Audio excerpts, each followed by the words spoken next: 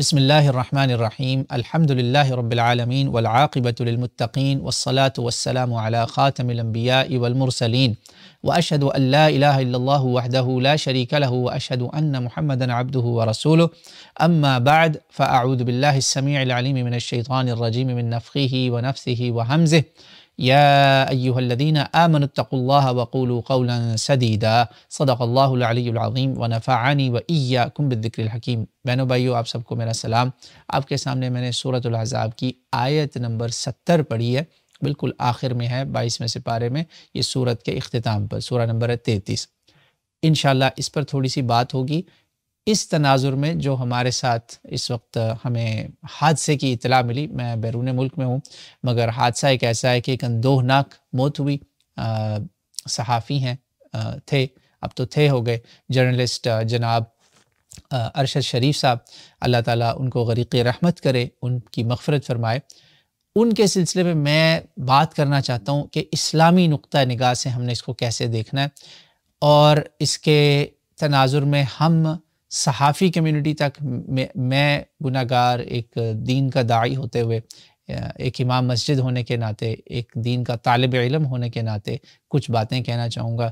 اللہ کرے کہ یہ میرا پیغام کسی نہ کسی اس شعبے سے وابستہ بندے تک بھی پہنچ جائے، نہ بھی پہنچا، آپ سب کے لیے بھی اس میں بہت کچھ ہے، تمام انسانیت کے لیے اس میں کچھ باتیں ہیں۔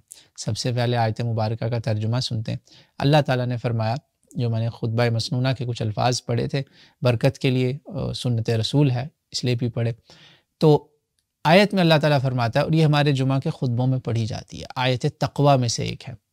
خطبہ میری بات سمجھ رہے ہوں گے میں کیا کہنا چاہ رہا ہوں، واعظین خطبہ پڑھتے ہیں آیات، یہ آیت ہمیں سمجھیں ہر جمعے سنائی جاتی ہے، تقریباً کم و بیش لاکھوں مساجد میں یہ سنائی جاتی ہے۔ اللہ تعالیٰ کہتا ہے، اے ایمان والو، اے کلمہ گو لوگو، اے مسلمانوں، مومنوں، اللہ سے ڈرو، اللہ کا تقویٰ رکھو، اس کی محبت رکھو، اس کا خوف رکھو، یہ سب چیزیں اپنے دل میں اس ایمان کے جذبے کے ساتھ ہمیشہ سچی اور کھری اور سیدھی بات کرو، یاد رکھیے گا۔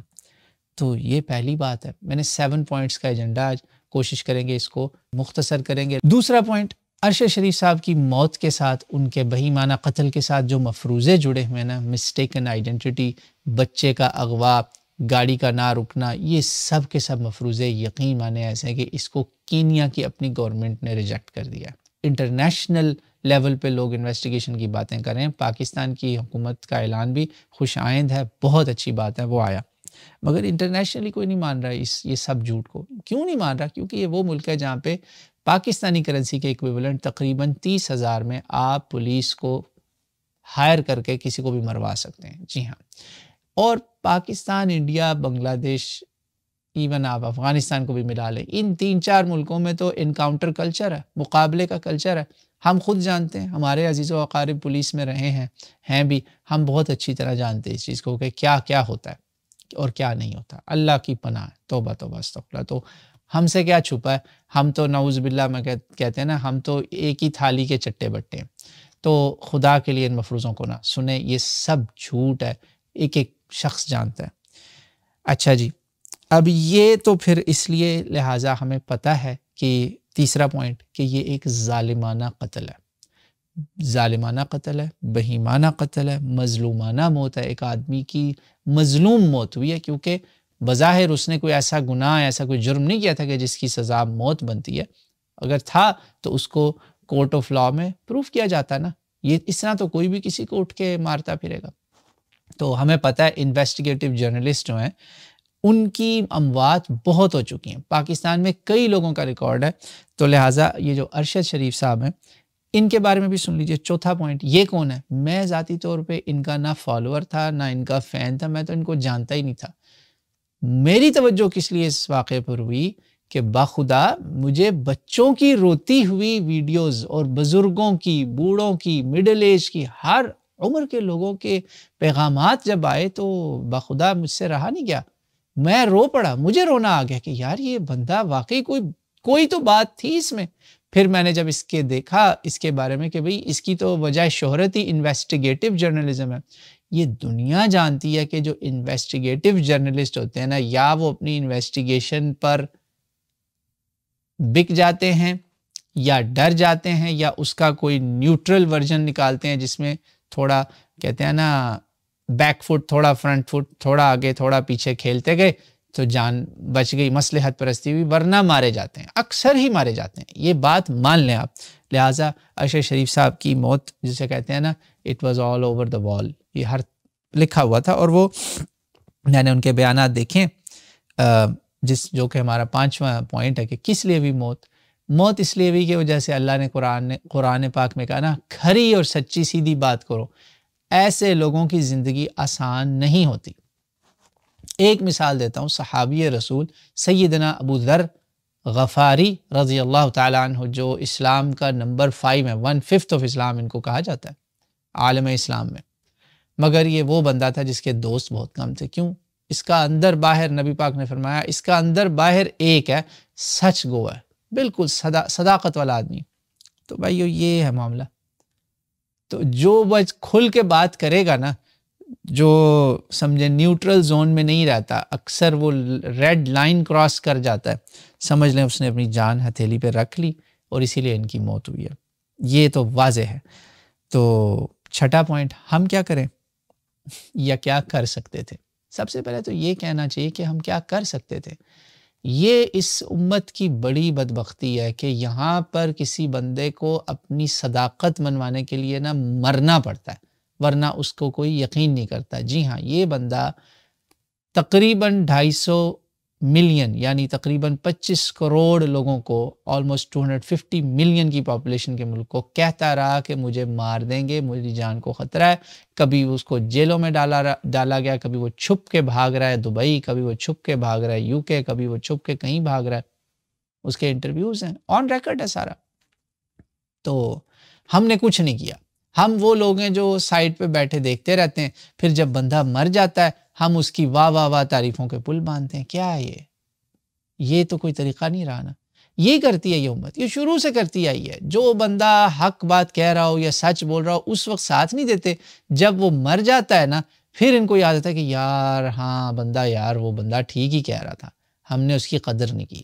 میں ہر ایک کے لیے نہیں یہ کہنا چاہ رہا، مگر بہت سارے کیسز میں ایسا ہی ہوتا ہے۔ شاید ارشد صاحب بھی انہی لوگوں میں سے ایک تھے، ورنہ یار کتنے صحافی ملک کے اندر بیٹھے ہوئے، کتنے لوگوں کو بھاگنا پڑا ہے، کچھ بھاگے، کچھ وہیں پر بھی ہیں، واللہ عالم۔ بہرحال یہ جو ہے نا یہ قوم کافی کچھ کر سکتی ہے۔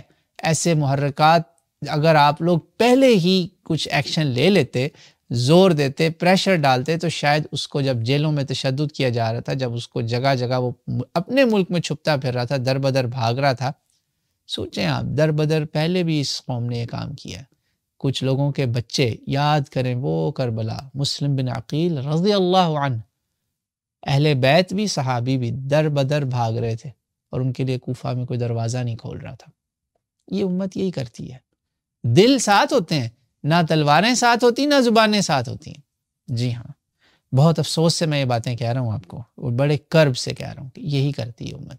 کسی کو اٹھا لیا جاتا ہے، بس تھوڑا بہت شور مچایا، بس ٹھیک ہے، اللہ خیر صلی اللہ، آدھی سے زیادہ تو آپ کے پیچھے جو جماعت ہوتی ہے نا وہی بھاگ جاتی کہ یار ایسے ہی ہم بھی نہ پکڑے جائیں، کہیں اور نماز پڑھ لو۔ تو اب کریں کیا؟ اب کیا کریں؟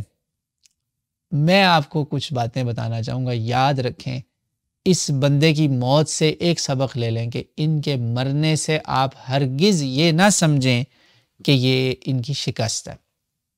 اگر تو وہ حق پر تھے، جو بظاہر معلوم ہوتا ہے کہ وہ واقعی کوئی سچا اور کھرا آدمی تھا جس نے ان لوگوں کو ہاتھ ڈالا۔ یاد رکھیے گا، انٹرنیشنل اسٹیبلشمنٹ، انٹرنیشنل جو پاورز ہیں نا، ان کو جس نے کہیں نہ کہیں ان کے لیے کوئی کام کیا نا، سمجھ لیں اس کو ہاتھ جو ڈالے گا نا، وہ ہاتھ ڈالنے والا یا وہ بلی اس کے پاؤں جل جائیں گے۔ وہ پھر اس کے دشمن صرف وہ نہیں ہوں گے جن کو ہاتھ ڈال رہا ہے، نہیں، وہ بھی ہوں گے جن کو انہوں نے سرو کیا ہوا، جن کی انہوں نے خدمت کی ہوئی، جن کے وہ کام آئے ہوئے۔ تو لیکن یہ موت شکست نہیں ہے، یہ بات یاد رکھنا۔ اس کے مرنے سے یا کوئی بھی حق گو، عالم ہو، صحافی ہو، یہ صحافیوں کے لیے بھی اس میں پیغام ہے کہ اس کو شکست نہ سمجھیں۔ اگر یہ شکست ہے تو پھر قرآن پاک میں جب اخدود والے ملعون لوگوں نے، اصحاب اخدود جیسے ملعونوں نے، جن کو اللہ نے لعنت کی قرآن پاک میں سورہ بروج میں، جب انہوں نے خندقوں میں پھینکا تھا نا، خندقوں میں پھینکا تھا یمن کے لوگوں کو، بستیاں جلا دی تھیں، تو وہ جلنے والے سارے ہار گئے تھے نا، بظاہر تو وہ فتح یاب ہو گئے، مظلوم مارے گئے سارے، ظالم بظاہر بغلیں بجا رہے ہیں، نہیں، وہ مرنے والے ایکچولی وہ فاتح ہیں، وہ فاتح ہیں۔ رسول پاک صلی اللہ علیہ وسلم کے پیارے عمار ابن یاسر کے والدین سمیہ اور یاسر مارے گئے، شہید ہو گئے، قتل کر دیے گئے، بہیمانہ طریقے سے قتل ہوئے۔ کیا ان کی یہ شکست تھی؟ نہیں، کوئی نہ اس کو شکست سمجھے۔ مظلوم مر کے بھی فتح یاب ہے، بظاہر دنیا کے سٹینڈرڈ میں وہ اس کو کچھ نہیں ملا، لیکن در حقیقت وہاں اس کو بہت کچھ مل گیا۔ موت اس کے لیے ایکچولی جنت کا ٹکٹ ہے۔ اصحاب احد 70 سے زیادہ صحابہ شہید ہوئے، کئی تو ایسے تھے جن کو آپ غسل کے لیے بھی نہیں اٹھا سکتے تھے، قیمہ کر دیے گئے ان کے جسم۔ سیدنا حمزہ ہے، حنظلہ ہے، مگر فرشتے غسل دینے آ گئے۔ اصحاب حرہ ہیں، مدینہ منورہ کے شہداء ہیں، جن کا ذکر بخاری اور مسلم میں ہے۔ مدینہ منورہ کو لوٹا گیا، کیا وہ لوٹنے والی فوج فاتح کہلائے گی؟ نہیں۔ پھر کربلا کس کو بھولی ہے؟ سب کے سب شہید ہو گئے، سب کے سب، کوئی مرد نہیں بچا سوائے ایک زین العابدین کے۔ کیا وہ نعوذ باللہ ناکام ہوئے؟ نہیں، ان سب کے سردار حسین ابن علی ہیں، وہ تو فاتحین کے فاتح ہیں۔ تو یاد رکھیے گا، یہ سب اس لیے ہے کہ اللہ تعالیٰ نے ہم سے ہماری جانوں کا حساب سودا ہو چکا ہے، ہم یہ سودا کر چکے ہیں کہ جنت لینی ہے تو جان دینی پڑے گی۔ یہ تو شکر کریں کہ ہر ایک کو نہیں جان دینی پڑی، ورنہ ایمان تو یہ تقاضا کرتا ہے کہ جب وہ کہے جان دے دو، ہم جان دے دیں گے۔ وہ کہا نا، جان دی ہوئی اسی کی تھی، حق تو یہ ہے کہ حق ادا نہ ہوا۔ بہرحال میں اس واقعے سے صحافی کمیونٹی اور آپ سب کے ساتھ کچھ ریکویسٹ کروں گا، وہ یہ ہے، جو کہ میرا 7th پوائنٹ اسی میں سارا سمجھے کور ہو رہا ہے۔ ہمیں نہیں پتا کہ کس نے یہ کام قتل کیا، کوئی تو پیچھے ہے، تو اس لیے آپ نہ تو فالس ایلیگیشن لگائیں کسی کے اوپر، اور نہ ہی آپ کسی کا نام لیں جب تک کہ اس پر ایک اور انویسٹیگیشن نہیں ہوتی، اور وہ انویسٹیگیشن ہونی چاہیے انویسٹیگیٹو، کوئی جرنلسٹ ہو، کوئی شعر، ایک اور شعر اٹھے، انہوں نے بچوں نے کہا نا کہ کتنے مارو گے، اٹھے نا، پھر کوئی اور انویسٹیگیٹو جرنلسٹ جو ماہر ہو اس کام کا، خاموشی سے اپنا کام کرے، ثبوت اکٹھے کرے اور پبلک کر دے۔ یہ انٹرنیشنل کمیشنز یا جتنے بیٹھیں گے، مجھے کسی سے کوئی امید نہیں، یاد رکھیں۔ بہرحال کرنے دیں انہیں کام، ہو سکتا ہے ان سے بھی کوئی نہ کوئی خیر و برکت ہو جائے، کرنے دیں، مگر آپ لوگوں کے نام نہ لیں، اس سے پوائنٹ سکورنگ نہ کریں، ٹھیک ہے جی۔ اور اس میں میری دوسری ایک اور ریکویسٹ ہے، سمجھیں یہ چوتھی ریکویسٹ ہے صحافی کمیونٹی اور سب لوگوں کے ساتھ، جتنے لوگ ہیں، جو بھی لوگ فور فرنٹ پہ دنیا میں کوئی کام کر رہے ہیں نا، چاہے وہ دین کا کام کر رہے ہیں، دنیا کا سوشل ورکرز ہیں، سوشل جسٹس کے لیے کام کر رہے ہیں، انصاف کے لیے کر رہے ہیں، عدالت میں کام کر رہے ہیں، صحافت میں کام کر رہے ہیں، سیاست میں کر رہے ہیں، سچ بولنا نہ چھوڑنا، یہ آپ کو اللہ کا حکم ہے، یہ اللہ کا حکم ہے، یہ اچھا کام آپ نے نہیں چھوڑنا۔ اور اس اچھے کام کا یہ بھی تقاضا ہے کہ کانسپریسی تھیوریز کو نہ آپ اپنائیں، ٹھیک ہے جی۔ ہاں، یہ نظریہ ضرور رکھیں کہ ہاں بھئی کوئی ہے پیچھے، یہ تو آبویس ہے، یہ کانسپریسی تھیوری نہیں ہے، مگر کانسپریسی تھیوری یہ ہوتی ہے کہ آپ اس آدھے سچ سے آگے آدھا جھوٹ ساتھ لگا دیں۔ آدھا سچ بعض دفعہ پورے جھوٹ سے زیادہ خطرناک ہوتا ہے، اسپیشلی جب آپ لوگوں کو نام لینا شروع کر دیں، بلیم کرنا شروع کر دیتے ہیں unnecessarily۔ ہمیں نظر آ رہا ہے کون کون ہو سکتے ہیں، مگر ہمیں پتہ تو نہیں نا، ڈھونڈے نا، پھر کوئی کھوج لگائے۔ بڑا آسان ہے بیٹھ کے چائے کا کپ پیتے ہوئے باتیں کرنا۔ اور ساتھ ہی تھوڑی سی میری درخواست ہے کہ وکٹم بلیمنگ نہ کریں۔ وکٹم بلیمنگ زیادہ تر لوگوں کو یاد آتی ہے بدکاری اور زنا اور ان چیزوں میں، وہاں بہت جلدی سارے اٹھتے ہیں، بولتے ہیں وکٹم بلیمنگ نہ کرو۔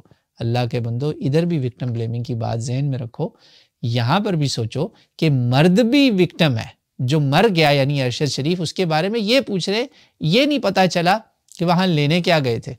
بھائی لینے، بھلے وہ انڈے لینے گئے ہوں، بھلے وہ سبزیاں لینے گئے ہوں، بھلے وہ زمین خریدنے گئے ہوں، جس کام کے لیے مرضی کیا ہو، آپ کو یہ حق کس نے دیا کہ آپ بیٹھ کے صحافت میں یہ بھی کہیں کہ نہیں ہمیں یہ بھی دیکھنا پڑے گا وہ وہاں کرنے کیا گئے تھے۔ دس از نن آف یور بزنس. کسی صحافی کا یہ کام نہیں ہے کرنا. پتہ کرنے کا کام یہ ہے، اگر تم سچے صحافی ہو تو پتہ کرو کہ کون ہے اس کے پیچھے، یہ انویسٹیگیٹ کرو، ورنہ تف ہے تمہاری صحافت کے اوپر بھی. جی ہاں، ان لوگوں کی بھی صحافت پر بھی تف ہے، جسے عام زبان میں کہتے ہیں فٹے منہ. خدا کی پھٹکار ایسے لوگوں پر جو اس وقت وکٹم بلیمنگ کر رہے ہیں اور اس کے اوپر الزامات لگا رہے ہیں کہ ہاں یہ بندہ وہی تھا جو فلانی کے لیے مذاق اڑاتا تھا. اس کی آن ریکارڈ ٹویٹ ہے دعائیں مانگنے کی.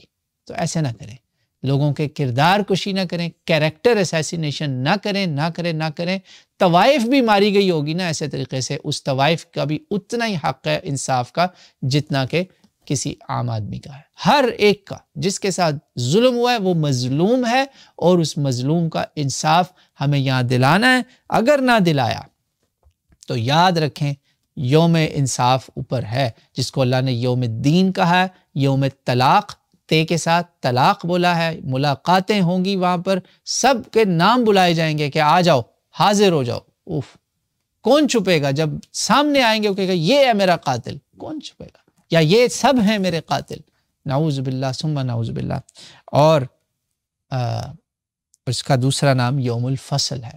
3 نام قیامت کے میں نے لیے ہیں، یوم الدین، یوم الطلاق اور یوم الفصل. فیصلے کا دن، وہاں فیصلہ ہوگا. اس لیے اس سے پہلے کہ وہ فیصلے میں آپ بھی پھنس جائیں، جو اس وقت بلیمنگ کر رہے ہیں اور سارا کچھ کر رہے ہیں، یاد رکھیں خوف اور لالچ یہ 2 وہ پل ہیں جہاں پہ لوگ تباہ و برباد ہو جاتے ہیں. بچتے کون ہیں؟ جو ابرار ہوتے ہیں، جو ان دونوں کا شکار نہیں ہوتے. نہ وہ خوف کا شکار ہو کے حق چھپاتے ہیں، اور لالچ میں آ کے اپنے آپ کو بھی نہیں بیچتے. دونوں کاموں سے بچتے ہیں. دیکھیں، صحافت کرنی ہے، لیڈ کرنا ہے کسی بھی پروفیشن میں، چاہے آپ جج ہیں، چاہے آپ وکیل ہیں، خواہ آپ صحافی ہیں، خواہ آپ سیاستدان ہیں، امام ہیں، خطیب ہیں، کسی جگہ کے ڈائریکٹر ہیں. جہاں پہ بھی آپ لیڈ کریں، جہاں پہ بھی آپ کے پاس اتھارٹی ہے، جہاں پہ بھی آپ کے پاس ایک پوزیشن ہے، آپ کو حق پر ہونا ہے. چاہے آپ کمشنر صاحب ہیں، چاہے آپ امام صاحب ہیں، چاہے آپ جج صاحب ہیں، چاہے آپ صحافی صاحب ہیں، حق پر ہونا ہے، ورنہ نوکری چھوڑ دو. خوف میں آ کے اگر آپ نے کسی اور کا نقصان کیا تو وہ بھی بیڑا غرق، اور لالچ میں آ کے اگر اپنے دین ایمان کا سودا کیا تب بھی بیڑا غرق. تو ان سب چیزوں سے آپ کو مجھے بچنا ہے، ورنہ یوم الفصل، یوم الطلاق اور یوم دین کے لیے تیار ہو جائیں. وہ جو تیسرے لوگ ہیں نا، نہ وہ خوف میں آتے ہیں نہ لالچ میں آتے ہیں، ان کو ہم دین میں ابرار کہتے ہیں. یہ آزاد لوگ ہوتے ہیں. یہ وہ لوگ ہوتے ہیں جو بکتے نہیں ہیں، جو عزت اور ذلت کا فرق جانتے ہیں.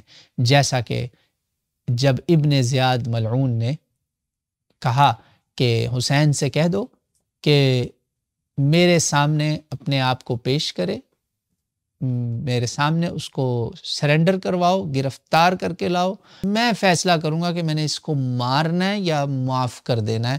نعوذ باللہ، یعنی رحم کروں گا یا قتل کروں گا، میں یہ فیصلہ کروں گا. اس پر امام نے جواب دیا تھا علیہ السلام نے کہ اس ذلت سے بہتر ہے، ذلت سے ذلیل ہو کے پھر مرنے سے بہتر ہے عزت سے بندہ مرے. اور اسی لیے امام کا ایک بڑا ہی پیارا شعر ہے جو ان کے جھنڈے پہ لکھا ہوا تھا، ان کے نام سے پر بڑا پیارا شعر ہے. یہ ہماری کتابوں میں منسوب ہے، تاریخی کتابوں میں آیا ہے. وَإِنْ كَانَتِ الْأَبْدَانُ لِلْمَوْتِ أُنْشِئَتْ. اللہ، یہ جسم تو بنے ہی مرنے کے لیے، تو پھر فَقَتْلُ امْرِئٍ بِالسَّيْفِ فِي اللَّهِ أَفْضَلُ. کتنا پیارا شعر ہے کہ یہ بدن تو بنے ہی مرنے کے لیے ہیں، یہ تو بنے ہی مرنے کے لیے ہیں. جب مر ہی جانا ہے، موت آ ہی جانی ہے، تو اچھا نہیں کہ اللہ کی بارگاہ میں اللہ کی خاطر، حق کی خاطر، صداقت کی خاطر، اعلاء حق، اعلاء کلمت اللہ کی خاطر جان دے دی جائے. وہی زیادہ افضل اور اعلیٰ بہترین چیز ہے. تو یہ ہے، اس پر جئیں، اس پر مریں.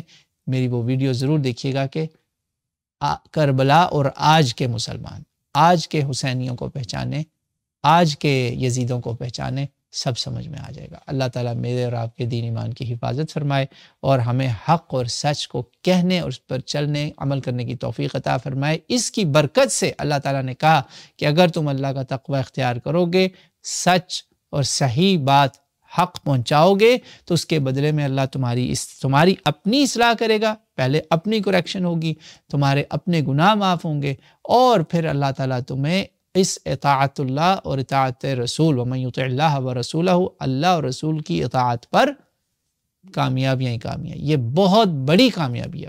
فقد فاز فوزا عظیما، یہ 70 اور 71 نمبر آیت کے بیچ میں 7 پوائنٹس میں نے آج کور کیے، ان پوائنٹس کو ذہن میں رکھیے گا، کوشش کیجئے گا کہ یہ باتیں پہنچا دیجیے گا لوگوں تک، گو کہ انداز بیان شوق نہیں، پر شاید کہ تیرے دل میں اتر جائے یہ بات، اور امام حسین کا جو میں نے آپ کو شعر سنایا اور ان کا قول بھی سنایا وہ ضرور یاد رکھیے گا۔ وَإِنْ كَانَتِ الْأَبْدَانُ لِلْمَوْتِ أُنْشِئَتْ فَقَتْلُ بالسيف فقتل امرئ بالسيف في الله أفضل اللهم اجعلنا من هؤلاء۔ جزاكم الله خيرا، والسلام عليكم ورحمة الله وبركاته۔